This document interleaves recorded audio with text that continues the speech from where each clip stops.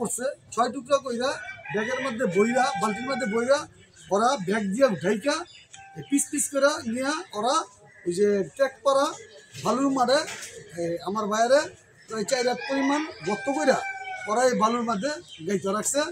এটা 4 তারিখ রাত্রের 3টার দিকে।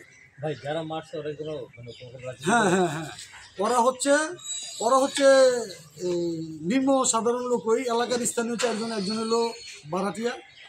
তো ওরা মূলত কারো না কারো পরামর্শতে এই ধরনের একটা পদক্ষেপ নিয়ে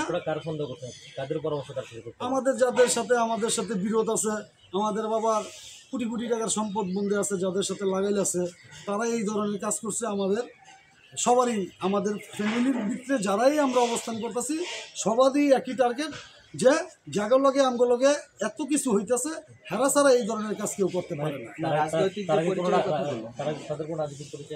না না, এরা কোনো রাজনীতি করে না।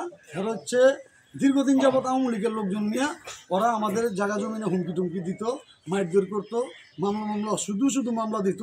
আচ্ছা, এই জায়গাটা কি জায়গা? এই জায়গা হচ্ছে আমার দাদা সাতকলা দলিলে 1925 সালে কিনা জায়গা।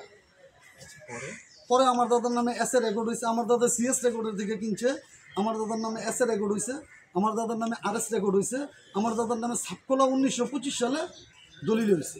দলিল বলে আমরা মালিক।